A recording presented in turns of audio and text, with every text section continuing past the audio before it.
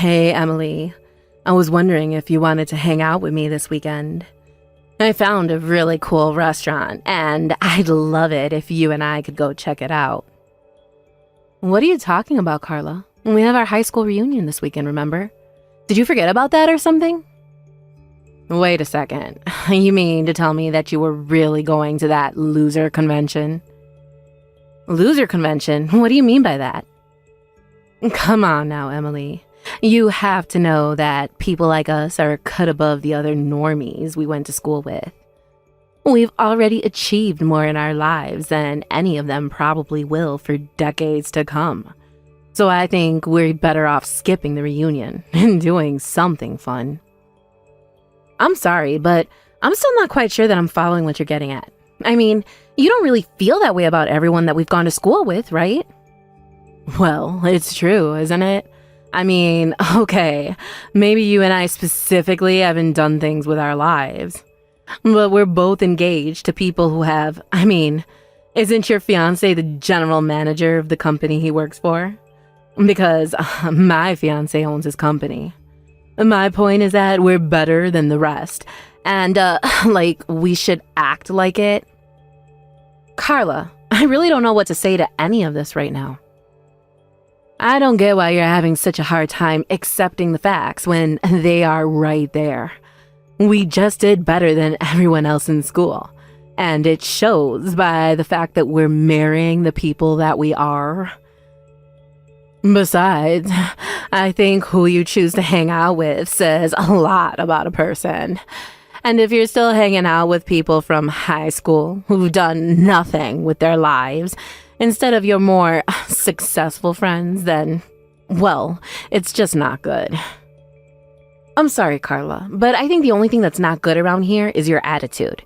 I still keep in touch with plenty of people from high school, and some of them are my dear friends. So if you don't want to go to the reunion, that's fine, but I'm still going to go. You'll just have to find someone else to hang out with. You've got to be kidding me. You're not serious about this, are you? I am, and I don't think that you're a very good friend if that's really how you think of people. So please, don't try and lump me into the same camp as you. And one more thing you should know, I actually broke off my engagement with my fiancé last week. Hold on a second. You mean to tell me that you were going to marry a general manager and you broke it off?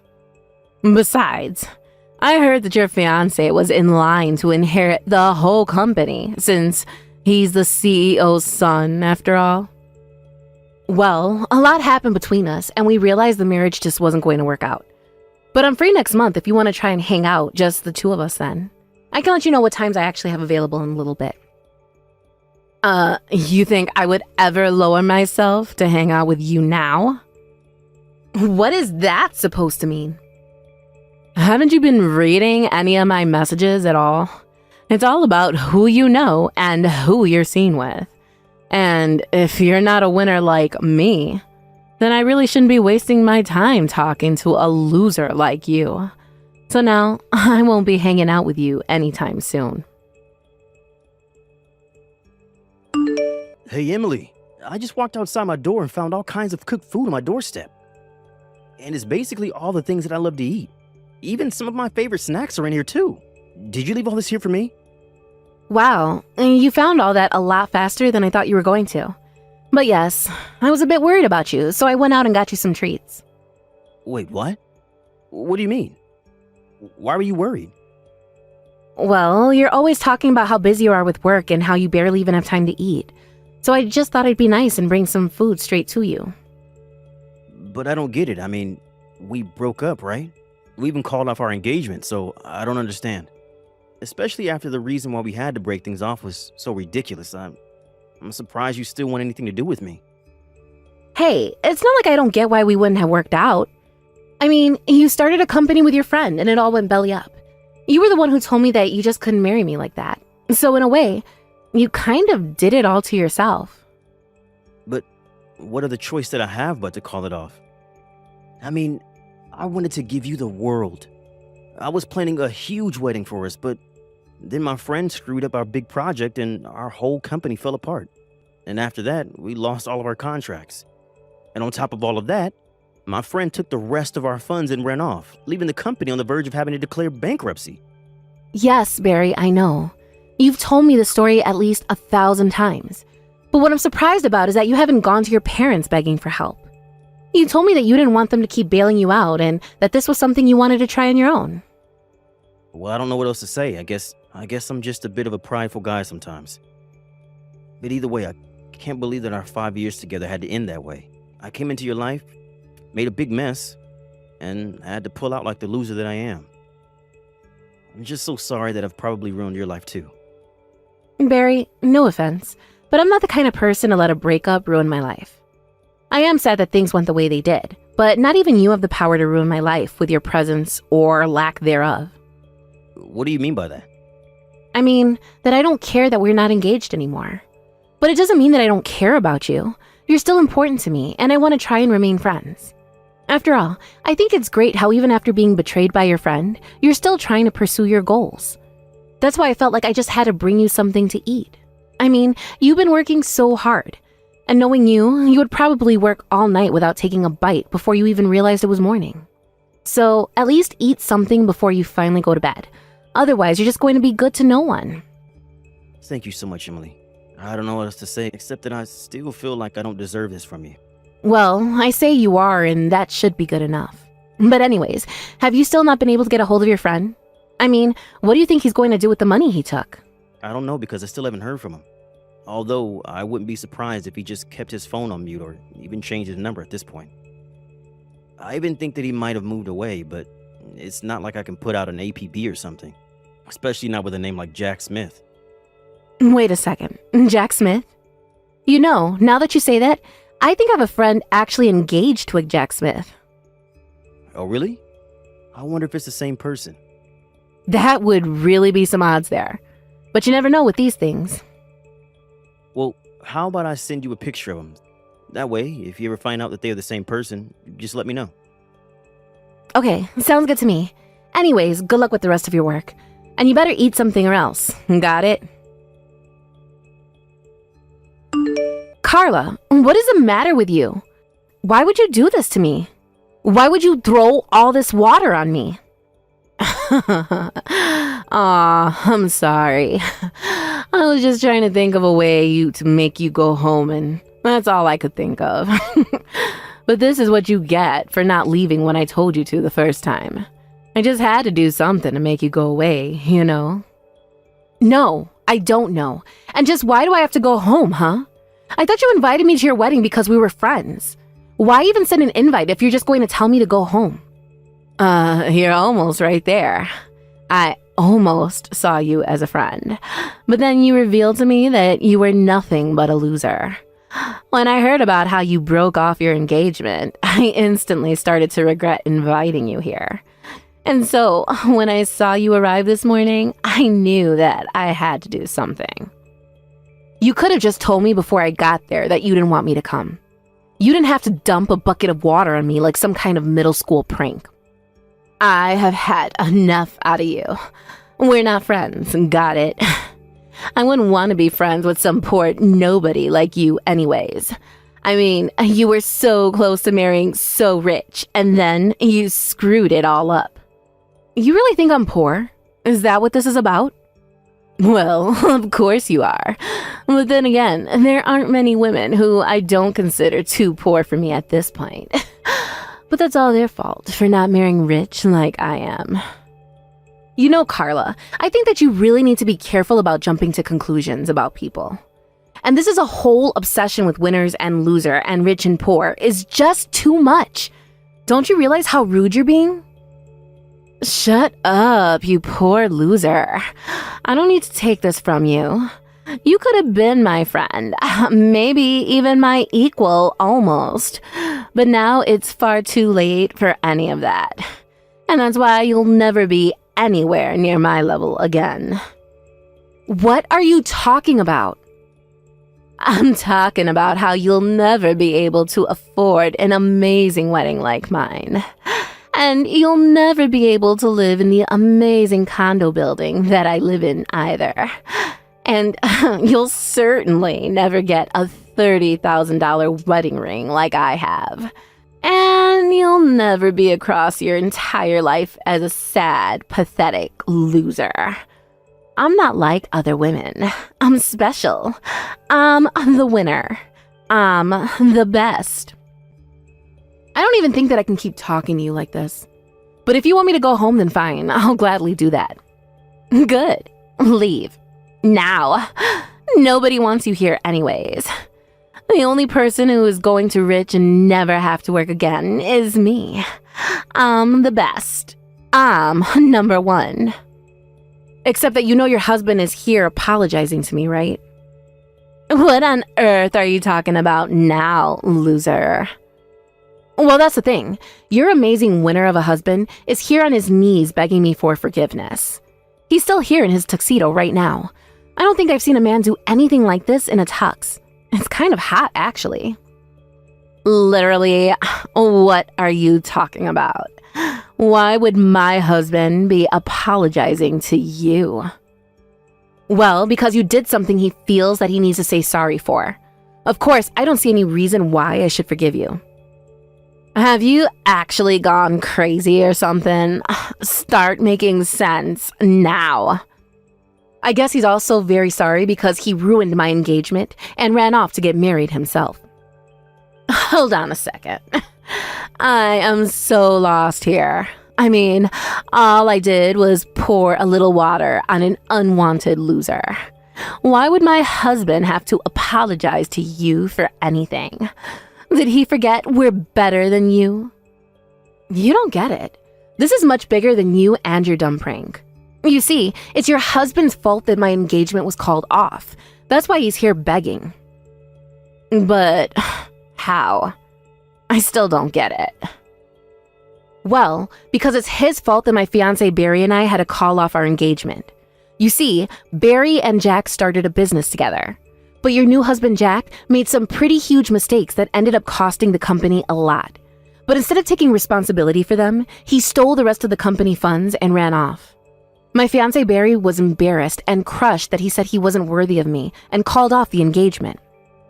Wait just a minute. You're telling me that my husband and your fiancé started a business together? This is the first time I'm hearing about this. I didn't have too many details about what happened either, but Barry mentioned the name of his partner, and I realized it was the same as your then fiancé. I thought it might have been a coincidence, but then Barry showed me photos of them together, and I knew they were one and the same. Anyways, I confronted Jack in the changing room, and he admitted to it all. So naturally, I informed the police. But don't worry, I know that you want to have your wedding, so I told them not to show up until after the vows had been exchanged. But I guess I won't be here to see it since I'll be going home. But I hope the two of you get what you deserve. But you can't be serious, right? You really didn't do that, did you? Well, especially after you poured that water on me, Jack came running after me, begging me not to call the police. He heard about what you did to me, and that's why he's here begging on his knees for mercy. This can't be happening. Jack can't be going that to you. My husband would never. Well, I'm afraid he is. Of course, the whole situation was made much worse by the way you treated me. But anyways, the police have already been informed, so it's too late to change anything now. Oh, come on. You don't have to do this. I would be less concerned about that and more worried about wrapping up your wedding before the police get there. Emily, thank you so much. I can't believe you managed to track Jack down. You don't know how much worrying you just saved me. Well, it really all was quite lucky, if I'm being honest. But anyways, I'm just glad that we could find him. Anyways, what about you? How are you doing? Are you eating like I told you to? Yeah, don't worry. I've been eating out of that care package that you sent me, and I feel like a new man now. Some other good news. I feel like I might be able to restart my company. Really? You think you can turn things around? Yeah. I know that I've basically lost all of my clients, but now that Exodus has stopped and I'm left with the ones that really believe in me. Not only that, but they understood my situation and said that they would recommend my business to associates here. And I've already started getting calls from new people wanting to work with me, so now I think I have enough funding to keep my project going. Barry, that's incredible. Congratulations on that. That's so amazing. I knew that things would work out for you. It's not me. I've just learned so much about business ever since I was little from my parents. I mean, I feel lucky that I was born into the family that I was, but also because of it, it means that I understood the risks of doing business. But there's one more thing that I'm hoping to set right now, and that's you. Me? What do you mean by that? I mean that after Jack stole my money, I told you that I could marry you, but this whole experience has taught me that I really need you. And now that we caught Jack, I want to ask again, will you marry me? Because if you say yes, I promise that I'll never let you go no matter what. I swear I'll do everything in my power to make you happy. Oh, Barry, I want to say yes, but I know you and your business too well. How about you focus on your company first? I know that things are looking good now, but you need to make sure that they stay that way. After you've done that, then we can talk. You're right. Better to make sure we do this right this time. Thank you so much for understanding, Emily. Emily, this is all your fault. The police just took Jack away. I had no idea that he had done such shady things in the past. From what I heard, Barry wasn't even the first person that Jack had done this to. Apparently, he had a pattern of scamming people out of their money like that. But no one had ever managed to catch him until now. Well, I want you to know, that I divorced him. Jack is no longer my husband. Oh no, you mean the marriage wasn't going to work out? And here I was thinking that you married the perfect man. I thought so too. But he wasn't a winner like me at all. He was just a loser scammer who would have done the same thing to me. But I guess that means if you don't have a husband like Jack, that makes you a loser just like the rest of us, no? Especially after he was arrested just days after you two were married. But I guess that's what you get for always looking down on others because of who you were marrying. How dare you talk to me like that?